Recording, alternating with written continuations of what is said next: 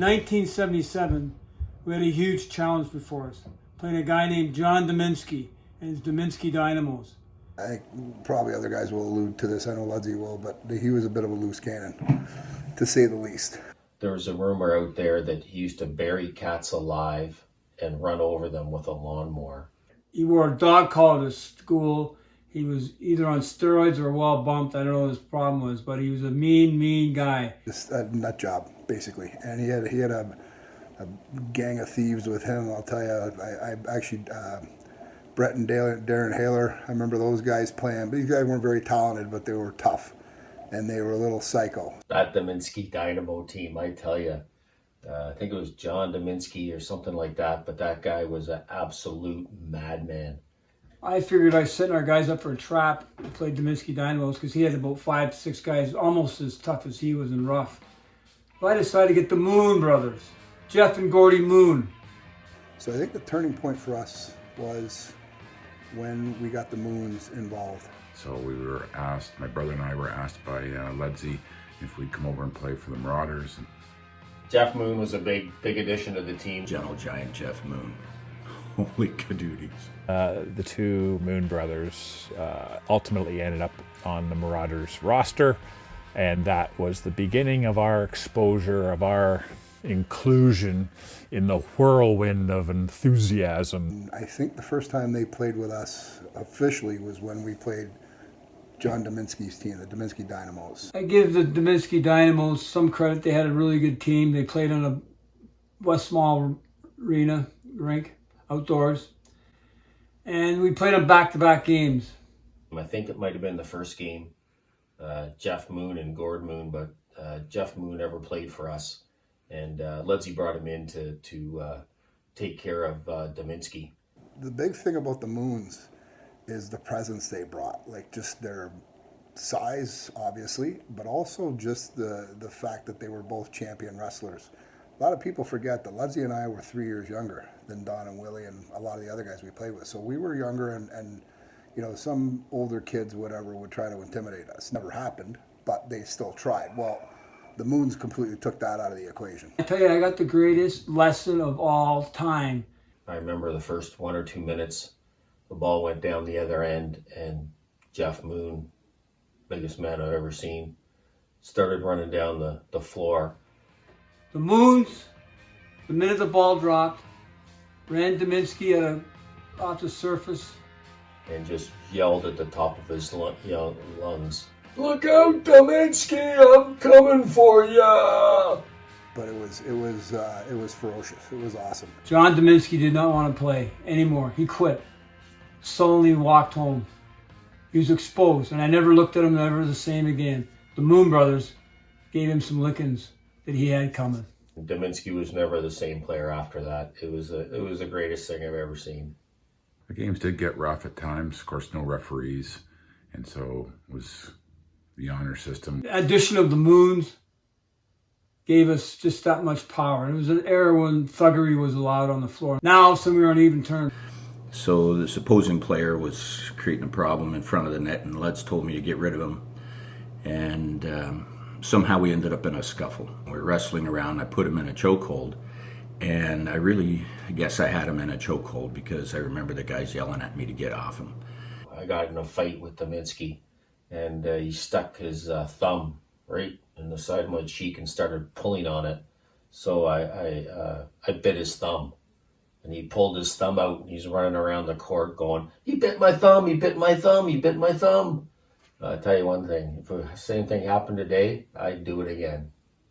I think at that point we had never lost a game, and we were losing to Dominski Dynamos at halftime at the West Mall rink. And we were down 5-4 going in the second half. Steve Wilson gave the greatest speech that I had ever heard. I used it a few times myself as a head coach. And I just said to all the guys, hey, the only time you can do anything about the result of this game is in the next hour. We have the chance to change the score. In an hour from now, it's going to be too late, and we got to live with this loss. And after that, the game is history. So let's go. Let's leave it all on the table. And we went out and we dominated and we won again. It was pretty cool watching us just absolutely physically, emotionally, talent-wise, whatever, dominate these guys. Markland Marauders as a whole didn't like to win. We hated to lose. I think that's the first time we came together as the team we became, and that's when the legend even grew bigger. And that's what started our Markland Marauder career. That's kind of the way it went for us. That's how we joined the Markland Marauders. That's the legend of the Moons in the making at West Mall Arena against the Dominski Dynamos, where we crushed them. Mama. 1978, Johnny Kirk and I are drafted by the Niagara Falls Flyers of the OHL.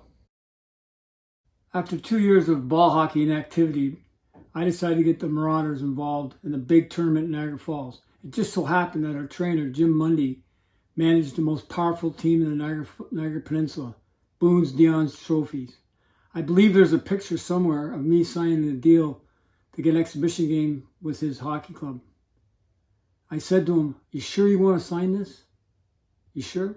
I remember it was the late 70s, early 80s. That was a long time ago, but it was an exhibition game for my good buddy Steve Ludzik was bringing down the Marauders from up in Toronto. Boys would drive down from Toronto, all the Marauders, and that's where they lived, and they would come to Chippawa Arena. We only had 7 or 8 players. They were like the Harlem Globetrotters. They came down to Chippewa and played our ball hockey team, an exhibition game. And the first thing you go out there, you see Mark Osborne, 6'4", Patty Graham, 6'3", Daryl Evans, Steve Ludzik, a whole rack of guys from the NHL. But you see 2 red-haired monsters, 2 twins, right? These guys were a head bigger than everybody else, an extra 40 or 50 pounds. I couldn't believe the size. There wasn't one of them. There was 2 of them. What about those Moon brothers?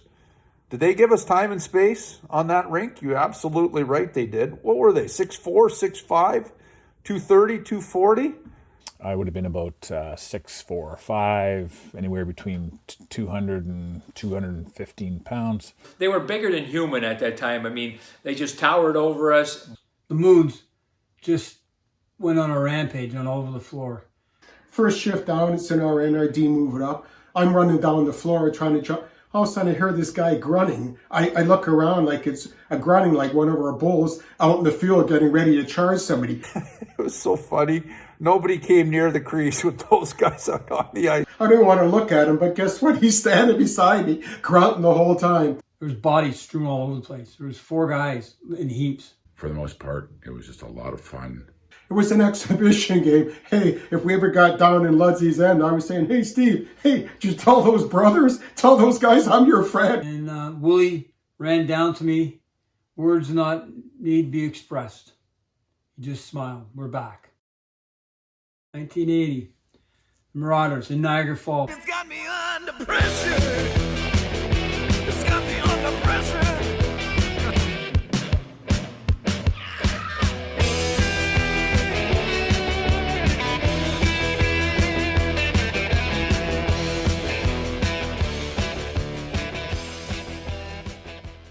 1980, the Milik Ball Hockey Championship in Niagara Falls. How in the world can I remember that? 40 years later. Do you think we can remember? Darn right I remember. You know, we thought we had the best team, and so we decided to go into this tournament that had American and Canadian teams in it, the Milik tournament in Niagara Falls. The Can-Am Milik tournament was a highlight for the Marauders. It attracts teams from all over North America. When we played, we had teams from as far away as Boston that came to play in that tournament. And they were some really good teams. Going all the way back to 1980 there, we had some great times, and you know, we had a great group of guys that we hung out with. After playing junior hockey with Ludsey, he had asked me to play some ball hockey, and he wasn't sure. He knew I could skate, but when he saw my calves, he wasn't sure if I could run very well. But I showed him I could go forever, and I was fast as fuck. Niagara Falls was a great experience. It was different than what we were used to playing, you know, on the street, going in the ball, on the grass, yelling car, things like that. But playing with boards and the floor great experience. It was a lot of fun. It was a unique facility. Awesome times. Love that Milik rink. I mean, love the fact that there was people in Niagara Falls that had that ball hockey league. One of the big things for us for that first tournament in Niagara Falls was the fact that we had a lot of pressure on ourselves because we had pronounced ourselves as the best ball hockey team of all time. Did we expect to win that tournament? Darn right we expected to win. I think Ludsey said we lost one frickin' game ever, which, you know what, might not have been too far off. But in saying that, we were coming in Niagara Falls. These guys were gunning for us, everybody. Teams from Boston, Niagara Falls, wherever else they were from. I just remember us, especially me, Ludsey, Willie, and Don, feeling a lot of pressure just due to the fact that, hey, you know what, we were the best fucking ball hockey team out there, and we had to prove it. And we went down there and we saw the likes of teams that we didn't think were possible. These guys were really, really good. And we were a little apprehensive at her first, but once we got into the tournament, we knew we'd be okay. I don't really remember much about the first game other than the fact that it took us a while to get our feet underneath us, just try and find out the do's and don'ts of what we could and couldn't do, and then our talent took over.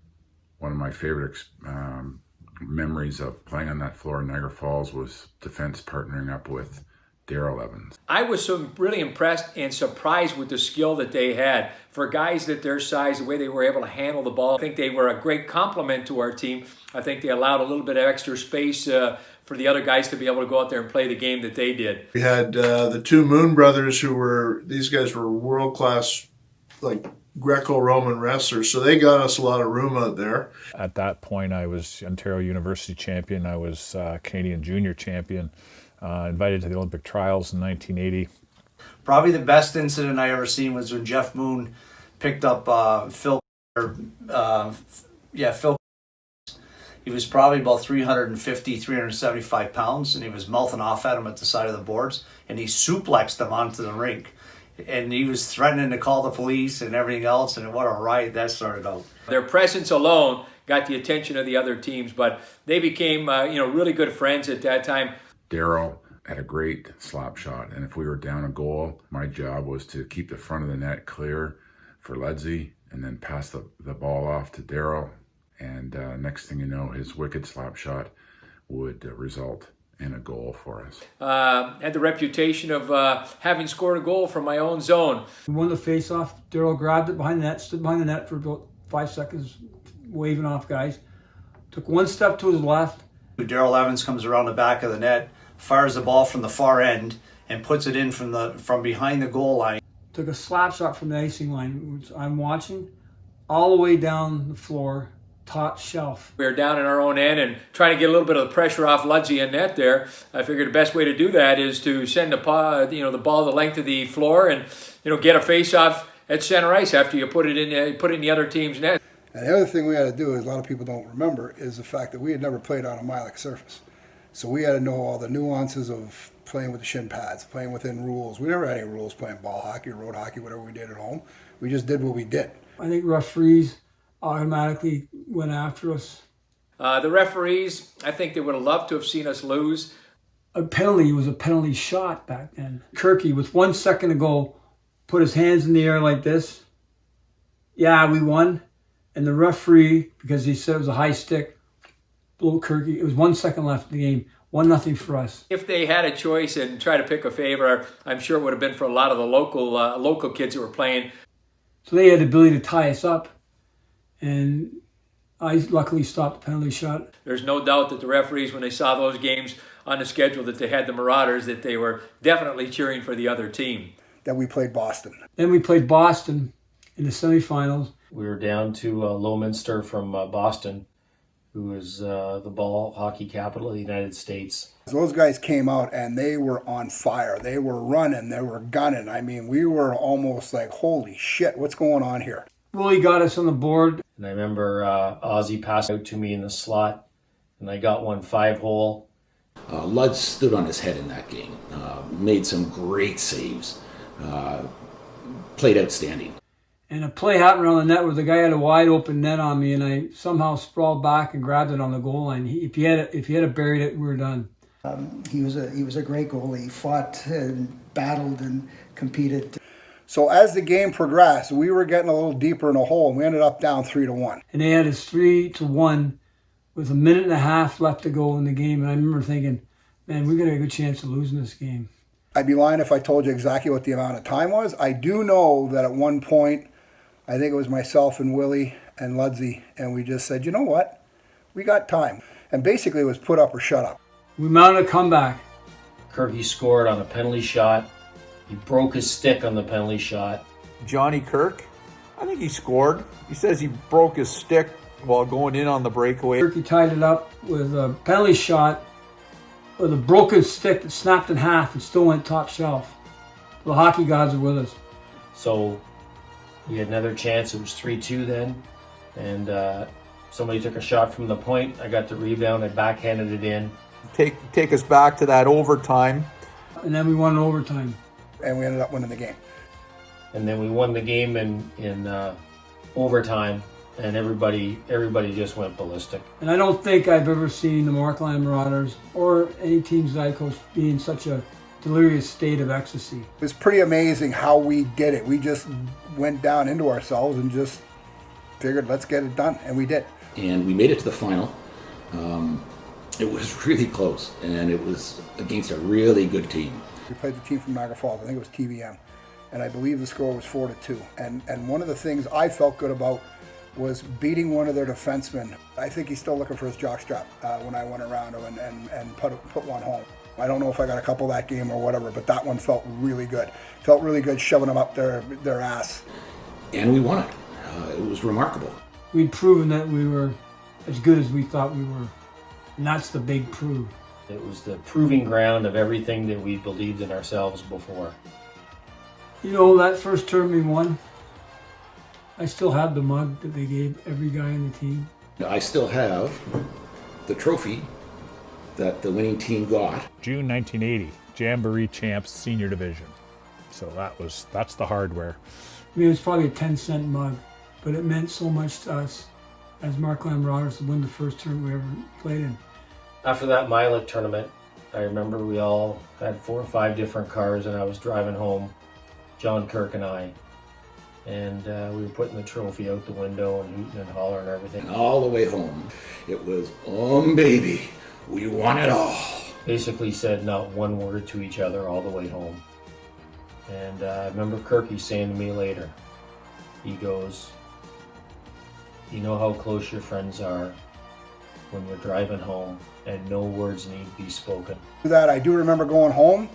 None of us took our jerseys off, probably stunk in the car, but I'll tell you one thing, we got to my dad's place, got a great picture, the 5 of us, myself, Ludsey, Donnie, Willie, and Pat Egan, Ibham, and you know what, that sits in a great place of honor in my office. It was the first thing on the news, it was big news, and they said the CGNRN Marauders just won the big Milik tournament down at the Milik Arena here in Niagara Falls. They gave out all the names, Steve Ludzik, John Kirk, Steve Wilson, Patty Graham, Pat Egan, all the names, Mark Osborne, all the names. And Don was listening for his name. And the last name out was, and also Dan Strange. Yeah. We never forgot that.